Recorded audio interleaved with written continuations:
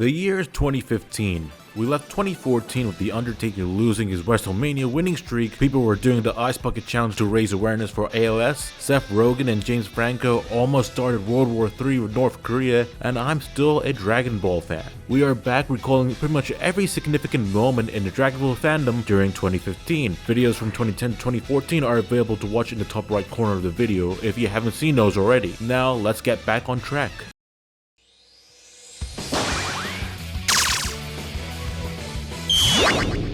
Starting off the year with Dragon Ball Kai episode 39. Okay, if you watched the 2014 video, I said that this was the last episode of the year for 2014. Yeah, so my dyslexia kicked in at the worst moment, and so episode 38 was the last episode of the year. And I also want to preface and say that figuring out which episode number of Dragon Ball Kai is hard to interpret. When the Wikipedia episode list arranges them as a continuation of the original Dragon Ball Kai. I have more issues with this list, but I'll continue on with that for the 2017 video. In the end of January, Dragon Ball Z Dokkan Battle has entered the App Store in Japan to capitalize on the gacha scene. Let's go gambling!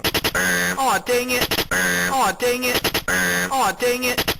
Aw, dang it! On February 2nd, a group of ambitious game devs collaborated to bring Dragon Ball Online back from the dead, plus with an added English patch bonus. It just goes to show the dedication that the gaming community has for online preservation. On the following day, there was a press conference in Tokyo featuring Masako Nozawa and Memorial Clover Z, aka the Japanese pop idol group. They announced that the members of the group will appear in the Resurrection F film as the Angels of Hell. Also, I don't have footage of this conference, but apparently there were mascots of Goku and Frieza during the Setsubon event, which to put in layman's terms is a bean throwing ceremony to commemorate the first day of spring, and they threw beans at the Frieza mascot. Japan is a little bit extra sometimes. 6 days after that, Rhymestyle and Thundershot released videos about their experience talking to Bandai Namco representative about a Budokai Tenkaichi 3 HD collection. The amount of glimmer of hope that we had for this game to happen was astronomical, but I guess we had to wait another 9 years for them to do something about it. In the meantime, Bandai snuck in Curtis Arnott from Team 4-Star into XenoVerse behind all of our backs. This was discovered by a data miner called Sergio M3 through the XenoVerse beta, and this blew our minds. Team 4-Star were notorious for being copyright struck by Toei Animation, and now they got Ghost Nappa in an official Dragon Ball product. But don't worry, Japan had to rub it in our faces when XenoVerse finally comes out on the 5th over there. This was the first time I had to actively hide away from any Dragon Ball spoilers. And you know what's worse than that? My best friend from Dubai got it 7 days earlier than I had through secret connections. Like I was the one who showed him the hype TGS trailer that made him go, "Oh, maybe I'll buy it." And all just for him to show off in our group chat, him customizing his female Boo character with the most generic name possible and in the most sus positions possible with the NPCs. And mind you, there were no other players in the lobby because they were all waiting for the actual game to release like I was. And I pre-ordered a collector's edition for my birthday, which arrived 7 days later as XenoVerse is finally released in the UK. The US got it 4 days prior, and after a lengthy day of school, I came back home and I got to experience this masterpiece. From February to April, Toyotaro released a promotional manga for the Resurrection F movie. It consisted of 3 chapters, basically from Frieza's revival and his plan to get stronger, Gohan disappointing the fandom, and the cliffhanger of Goku and Vegeta arriving on Earth. The day before the UK release date of XenoVerse, it was released on Steam, so yeah, modders did their thing and made it as insane as possible. I even livestreamed my modded playthrough of the story a few years ago, and it was pretty fun. Now that we're out of the XenoVerse release date arc of this video, Robot Underdog 2 released their pilot for Dragon Ball Z Light of Hope, which is a fan-made live-action web series based around the Future Trunks special. Maybe it can be considered a little dated in terms of the types of fan films we get now, but this was just so hype, and it just shows that live-action anime adaptations can be done better by fans than with Hollywood execs. On March, there are these crazy energy drink commercials that was in collaboration of the Resurrection of F movie. There's the orange flavor for Goku and the grape flavor for Frieza. Kinda explains why TFS Goku hated grape flavored medicine. Is it grape flavored? I don't know, yes? Because I don't like grape. Then it's bacon flavored. Yay! But the Resurrection of F hype doesn't stop there, as we got the theatrical trailer for the movie. It features Maximum Hormones F, which is a huge inspiration for Toriyama to make this movie, and we got a tease of Memorial Clover Z's new song, and on top of all of that, this is the first time we saw Frieza's new golden transformation, and you can probably imagine how the fandom reacted to this. On March 4th, TFS is playing XenoVerse and we got the unveiling of Dumplin. I want to see the look on Trunks' face just... What the fuck? Midway through March, Funimation has acquired the rights to Resurrection F, and I wish I could say I'm surprised that Toei didn't hand them the rights sooner, but you'll see later that this becomes a recurring issue. 2 days later, XenoVerse releases the first of 3 DLC packs. This content includes the first half of the GT story, Goku GT, Pan, and Trunks GT as playable characters, as well as new parallel quests and super moves for your time patroller. But one thing to really note was that Goku GT was voiced by Colleen Clinkenbeard, and I mean no hate to her, I think she does a great job as Teen Gohan, but I think a lot of us missed Stephanie Nadolny's Kid Goku. And honestly, this voice reminds me more of Luffy than Goku. Moving on, Screw Attack released a death battle between Chuck Norris versus Segata. If you're wondering how this is related to Dragon Ball at all, well, it's because the end features a multiversal collapse, and we see a snippet of Super Saiyan God Goku fighting Superman. A little hint of what's to come later on. Okay, so this might be a little bit of a hard topic to discuss. So to keep it brief, on March 19th, Team 4-Star made the history of Trunks abridged. It's funny, it's great, but the thing I wanted to point out was, in the beginning of the video, there's a tribute to Monty Ohm. If you don't know who Monty Ohm is, he was like the lead animator for a lot of Rooster Teeth projects, and he created Ruby, you know, the Rooster Teeth anime web series. And sadly, it was announced a month prior on February 2nd that he had passed away due to an allergic reaction. The reason why I wanted to bring him up is because of how much he has an influence in our community, more specifically the 3D fandom. You know, there's a lot of creators now that are working with animations on SFM or Blender, etc. And I think a lot of that wouldn't have happened if Monty Ohm didn't make Ruby or any of the 3D animations for Rooster Teeth's Red vs. Blue or any of the other projects. To me, this was so surreal because I was a huge Rooster Teeth fan back then. And I was in such disbelief that he had passed away. Because at that point in time, I never had an experience of seeing or hearing someone from the online creative space that I know and watch just gone, like leave our world. But it's nice knowing that Monty's work will continue to live on forever, just like how with Toriyama, his inspiration continues to expand even after his passing. Moving forward is, I always think about what's next. So like, I'm super excited to finish what we have so that I can just start working on something else.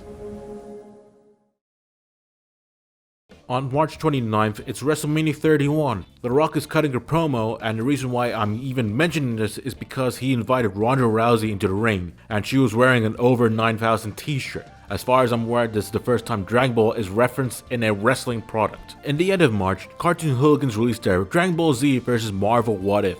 It's well animated, but man, does the Dragon Ball community want to fight with every fandom in existence. Also, Bandai, I guess, accidentally leaked the new transformations for Goku and Vegeta through a figures showcase, and what I find funny is going back and seeing people in denial whether this was actually even real. As we enter April, the restaurant chain CoCo Curry Ichibanya, which specializes in Japanese curry, has been running a marketing campaign for Resurrection F by letting customers participate in a contest or raffle to get this Goku plate or an original Goku trading card.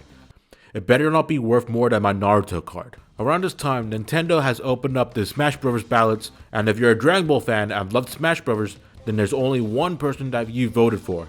And as a good measure, we said that he was from the Nintendo exclusive Dragon Ball Z Extreme Budokan. Yeah, Sakurai wasn't allowing that, but we can dream, can't we? Remember those blue Super Saiyan Goku and Vegeta figures that I mentioned earlier? Well, V-Jump basically double confirmed those forms were real by revealing stills of it from the movie, and it's called Super Saiyan God Super Saiyan. Oddly, I don't remember much backlash for this form for some reason. It's April 13th, and Resurrection F had its red carpet premiere, and it was really cool to see the English cast be invited also. On April 14th, the second DLC pack for XenoVerse hits. Basically, the contents are similar to the first DLC. This time around, the characters that were included are Nova Shenron and Ice Shenron, as well as Mira and Toa, who are already in the base version of the game. On April 17th, the Extreme Budokan demo was released in Japan. For those who don't know about this game, it's a traditional 2D fighter that features a lot of support characters that can interfere with the battle. Not to mention that the game was developed by Arc System Works, and you know they'll go on to do some other things in the future. and Japan is just thriving because the following day, Resurrection F is released, and for the first 1.5 million moviegoers, they will receive a special book called Volume F. It contains Toriyama's script for the movie, Dragon Ball Heroes cards, and an assortment of other stuff. I'm not sure if this was included in Volume F, but I heard that the fans were given a special pamphlet basically explaining Goku's and Vegeta's Saiyan Beyond God form, which kinda elaborates on how the blue-haired form was achieved. Well, the Dragon Ball anime hype train doesn't stop there, as a new Dragon Ball anime has been announced, and it's called Dragon Ball Super. I remember my friend messaging me about how exciting this is, and my reply was, what a shite name. It's crazy to me how completely normal it sounds now. As we enter May, Memorial Clover Z releases their music video for Pledge of Z, and it's filled with neat references from the franchise. The song is a banger, and this is definitely worth checking out. We know that May the 4th is Star Wars Day, the 5th is Cinco de Mayo, I consider the 6th as Revenge of the 6th, the 7th and 8th are just filler episodes in our lives, but on May 9th, Moscow Nozawa attended a screening of Resurrection F in Shinjuku to mark this day as Goku Day. This is because the number 5 in Japanese is called Go, and the number 9 is Q, which put together sounds like Go Q. This might also be a reference to King Piccolo declaring the specific day as Piccolo Day in the OG Dragon Ball. Just a shame that we don't get a day off here, but understandable because of how susceptible the fandom is to misinformation, like this fan drawing of the Backyardigans as gods of destruction. People believe that these were the other gods that will appear in Dragon Ball Super, but it is a good illustration that mimics Yamamoto's artwork by Daiku Wabara. On May 13th, Frieza's voice actor Ryusei Nakao states in an interview that Frieza's power level is 100 quintillion. The fandom took this seriously, but this is actually a joke by him. He stated earlier in an interview that Frieza is a nice guy, and then followed up by saying that he might have a power level of 100 quintillion. Okay, originally I was going to explain the joke, but this video is over 10 minutes long, and the explanation is a bit complicated, so here's the explanation. There you go. As we enter June, Ronda Rousey was interviewed by Rotten Tomatoes, and she mentions her interest in being part of a live-action Dragon Ball film, more specifically her interest in playing Android 18, and I think a lot of people were more supportive about it back then as compared to now. Like, we've seen the responses to her career in acting, voice acting, and the negativity she garnered towards the end of her UFC and WWE careers, so probably for the best that this never came to be. On June 6th, we got our first tease of Dragon Ball Super through this photo of the animation storyboard. If this looks familiar to you, that's because therefore Super's ending credits from episodes 1 to 12, which contains Hello Hello Hello by Good Morning America, but I'm getting ahead of myself here. Rounding out all of XenoVerse's content was Resurrection F DLC, which features slightly less content than we had gotten before. The characters in this pack include Super Saiyan God Super Saiyan Goku, Super Saiyan God Super Saiyan Vegeta, and Golden Frieza. Oh yeah, I kind of forgot about Jacko as well. Biggest issue is that there's no story content, which kind of bummed a lot of us out. On June 11th, Extreme Butoden is released in Japan. I still question why they gatekeep content from us. 3 days later, we got a promo art of Dragon Ball Super, and it includes a chubby looking Beerus and a female Whis. I don't even know how to tell you how the fandom reacted to this. On June 18th, the first chapter of Dragon Ball Super is out. Bear in mind that Viz hadn't acquired the rights yet for the manga, so we had to leave it to the fans to translate it. As for the story, we were just left with two questions. Why is this first chapter set straight after the Buu arc, and why does that Dragon Ball have 9 stars? So the latter was a mistake. The former I'll explain later in the video. The next day, it is revealed that the chubby looking Beerus is called Champ or Champ. Still no information of who the female Whis is though. For now, we just call her Wine as a pun on the whole alcohol naming convention. So on June 26th in the EU and the 30th for the US, J-Star's Victory vs. Plus arrives on the PS3, PS4, and Vita. Looking back, I feel like we didn't appreciate this game enough. I certainly didn't because of my extensive knowledge of anime back then was just Dragon Ball and a little bit of Naruto. However, Gintama's opening quotes did sell me on watching that anime for a bit. By the way, Ted 2 came out and this scene happened.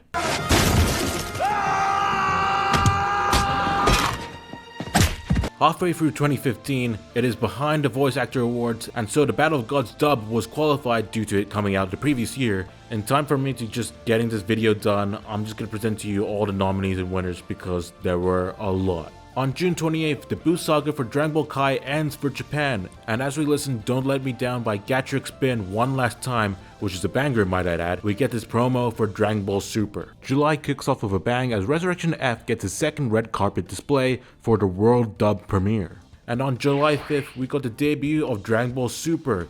It's cool that we got Dragon Ball back, but when is the series set? So around this time, there's a promo animation for the next wave of Dragon Ball Heroes content, and it features the return of Breaker Bardock from Dragon Ball Online. Seeing him next to Mira could hint to what's to come for XenoVerse. 6 days after that, Dokkan Battle has been released globally, and this would spark the next wave of Dragon Ball content creators, as well as just gambling. If you're still questioning when Dragon Ball Super is set, well, it has been answered with Chapter 2 of Dragon Ball Super's manga, as we get the Goku vs Beerus fight all over again, and we get our first glimpse of Champa and female Whis. I should mention that I'm not sure when exactly the dates of these chapters have been released in, so just from deducing that these chapters are usually released between the 18th and 20th of every month, I'm just predicting that it will be around this time. The following day also further confirms that Super is retelling the Battle of Gods movie, except it takes place on a cruise. On that same day, Screwtech is hosting their SGC convention with their showcase of Goku vs Superman 2, which is something that people had wanted because Goku had his god transformations, which keep in mind that we still knew little about, plus Superman has a solar flare technique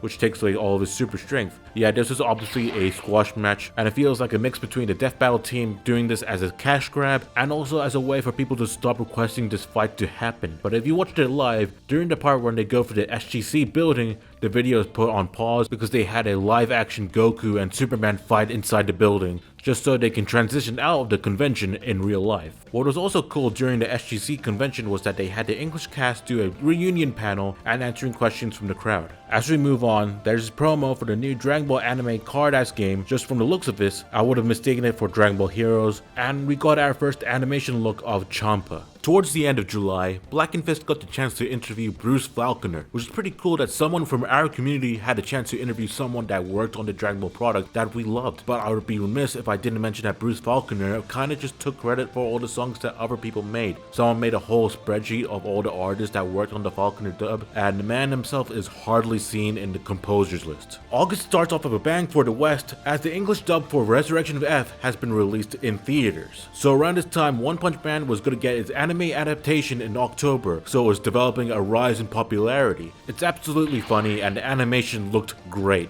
Obviously, Dragon Ball fans wanted to put it out there that their verse can solo Saitama, but that's not why I wanted to bring that up. There was this doujinka named Dragon Garo Lee. The year prior, he made a Dragon Ball manga called Dragon Ball Sai, which is basically a what if Goku and Vegeta swapped places. In 2015, he created a One Punch Man Dragon Ball Z crossover manga. It's a fun read, I highly recommend it, and projects like this did get him work for something bigger in the future. On August 5th, Mega 64 hits us with their Frieza saga in 5 minutes. Didn't need to be said, but this is better than Dragon Ball Evolution, and it's absolutely more cinema than Joker full of doo-doo. 4 days later, we got the English demo for Extreme Pudoten, and if you don't know or forgot about this, Nintendo had trials for the amount of times you can open up a demo for the 3DS, and I think I still have the demo for this game. And on the same day, we got the infamous Dragon Ball Super Episode 5, which just showcased what happens when animators are crunched and rushed into making projects. And I did hear they got freelance animators to work on this, but honestly, if you want to know more about Dragon Ball's animation and where they went wrong, then I recommend creators like Totally Not Mark or Anime AJ. I'm just here for the memes, like this animation from F Burning, who created Super's Ending with these off-modeled Gokus. Although it's funny to look back at this now, it did get annoying when people started comparing it to Dragon Ball Z, and they would use snippets from the films, or they would just blame Toriyama because apparently he animates the whole of Dragon Ball, I guess. A couple weeks later, the Dragon Ball Super anime is doing the angry Vegeta vs Beerus scene. I shit you not, the way that they end the episode makes it look like Vegeta will probably turn Super Saiyan 3. Well, it didn't happen, but I'm so convinced that they animated and framed the scene in this way to make it look like that. In September, there was this figure of Frieza that was a merchandise only joke. It looks a lot like this figure that I already have, but this is the pure gold form state. The joke is that this is the result of Frieza overtraining himself, like a what if Frieza did an extra push-up every day. On the 6th, Dragon Ball Super is redoing the Super Saiyan God ritual, and this was the first time we got to see Superhuman Saiyan Videl. We were questioning this a lot back then, when it was just a fun addition by Toei. On this month's manga release, the Battle Gods arc is officially over, and we got to see how Supreme Kai and Kibito defuse. It feels slightly odd to mention that now, considering what happened in Daima recently. The next day, the Dragon Ball IC card-ass game has officially been released. As far as I'm aware, this was playable on computers as well as mobile devices, so players can scan the IC chips on the Dragon Ball cards that they bought so that they can play the games online with their friends, kinda like an online Dragon Ball Heroes, and yet it was a Japanese exclusive. In the end of September, Dragon Ball finally gets its first death battle win in a while, with Mr. Satan versus Dan Hibiki from Street Fighter. Honestly, the outcome kinda surprised me, not because I thought Screw Attack developed a bias against Dragon Ball, but because doesn't Dan have some level of key control? Also worth noting that the voice of Mr. Satan was Alejandro Saab, aka Kagi Films, aka Sayu, aka that guy that I'll mention in the 2018 video. On October 1st, Ryan Higa creates the DragonHAND Ball Z video. Obviously no doubt better than Dragon Ball Evolution, better than Joker 2, on par with Transformers 1, but just not as good as my Bucky vs Future Cell Jr. video that I made 12 years ago. 3 days later, Dragon Ball Super has a second ending animation. The song that plays in the background is Starring Star by Key Talk and remains as the ending theme throughout the year. A couple days after that, Resurrection F is released in Blu-ray and DVD in Japan. So for people in countries that somehow missed out on this film, that was the perfect opportunity to put on their best pirate impression. On October 11th, I guess you can say that there was a Super Saiyan 4 bargain sale as a result of Dragon Ball Heroes introducing Super Saiyan 4 Gohan. I mean, it was cool, but it felt like they were ignoring Gohan's unlocked potential for him at this point. But now we just know that Dragon Ball Heroes is just wacky. Later on, Extreme Butoden is released on the 16th in the EU and on the 20th in the US. What's cool was that the EU had a limited edition Extreme Butoden New 3DS, as well as Super Butoden as an extra bonus. Slight issue with Super Butoden 2 was that it was only in Japanese. Apparently the game was never translated back then, and I wish that they rectified that here. On October 18th, the Battle of Gods arc ends for the Dragon Ball Super anime, with the filler episode of Mr. Satan claiming that he turned into a god and beaten Beebus, and with aliens wanting to fight him. And around the same time, the Dragon Ball Super manga skips the Resurrection F arc, which is for the best because the movie is relatively out for the public, and what would be the point of Toyotaro in remaking or adding content to his Resurrection F promo manga? So the Universe 6 arc begins, and we know that the female's Whis' name is actually Vados. Oh, and also Super Saiyan God Super Saiyan is now called Super Saiyan Blue. The next big release is the Resurrection F English Blu-ray and DVD. I'm not sure if this is included in the Japanese release, but this Blu-ray contains bonus videos and their docs on the voices of Dragon Ball Z and the return of Dragon Ball Z. On October 25th, the Resurrection F arc begins for Dragon Ball Super, starting with that episode of Vegeta desperately getting Whis to train him. During this time, I guess Funimation got Sean Schemmel and Chris Sabat on promo duty, as we can see them doing a Reddit AMA, and there was this video of them dubbing famous movie scenes using their characters' voices on the Nerdist YouTube channel, which for some reason was deleted. If you were a chick, who's the one guy you'd sleep with? John Stamos! What? Did we just become best friends? Yep! Do you want to go do karate in the garage? Yep! On November 10th, another live-action Dragon Ball fan film was released. It was kind of similar to The Light of Hope in that it was set in the Future Trunks timeline, but I remember this received some scrutiny because the creator made alterations from the original story, and it kind of came across as creative decisions that someone from Hollywood would make. But just from the production point of view, for 2015, it wasn't that bad. Still not comparable to my video though. C-Reacts released his first video, and it's him doing a drive-thru prank asking if they had senzu beans. What was this guy on? I guess 2015 was the peak era for fan-made live-action content because K&K Productions has released their live-action movie teaser for the Saiyan Saga. The purpose of the video was to showcase how their Dragon Ball web series could look like if they got enough backing from their audience, but judging from the content afterwards, I don't think they were quite successful though, but it was still a cool video. Just not as good as mine. For November's monthly manga release, we got to see Bulma's sister, Tights, all grown up, and we also learned about Saiyan preferences from women. On November 19th, it's learned that Dragon Ball Heroes Victory Mission will be discontinued, therefore ending its 19-chapter run, and I'm sure Toyotaro's work with Dragon Ball Super's manga was a big factor in that decision, but it's all for the best. Towards the end of November, Dragon Ball Super makes one big change in letting Tagoma have a bigger role, as opposed to the father that he was before, and letting him almost kill Gohan. On the last month of 2015, Ford collaborated with Dragon Ball to advertise their Ford Focus and Ford Fusion. It was done in the same manner that Dragon Ball Bridge was made, even using the Funimation cast to do so. Remember episode 5's bad animation? Well, Toei heard the complaints and fixed them through Dragon Ball Super's DVD and Blu-ray set. Now it went from looking bad to kind of decent. It's gonna suck in like 50 years when future Dragon Ball fans will be aware of what episode 5 originally looked like this would be just fun trivia to them, and they could be learning it from this very video. On December 6th, episode 22 of Dragon Ball Super switches up the Resurrection F story again by having Gotenks enter the scene, as well as having Ginyu enter the scene as well. Also Piccolo dies, just for Gohan to power up in the next episode to summon Goku and Vegeta. Also Vegeta kills Ginyu, therefore he has officially killed every member of the Ginyu Force. Now let's dive right back to the manga for a second as we get a history lesson about the Dragon Ball's origin, as well as information about the Super Dragon Balls from Lord Zuno. And this chapter reveals a whole assortment of new characters. There's a panel dedicated to Goku and Vegeta during their Saiyan Saga poses, and looking back at this made me remember how riveting it was to finally get new Dragon Ball content and get out of that movie retelling bubble. Meanwhile, the anime is still on the Resurrection F arc, and oh boy, this episode is the absolute worst when it comes to animation, and I don't even think the Blu-rays could even fix it. But hey, at least in the last episode of the year, we got to see Champa and Vados make their anime debut. And that is it. That is everything that I can find for 2015. And I know this took a long while to make. In fact, I'm recording this bit right now after I just finished editing the rest of the video.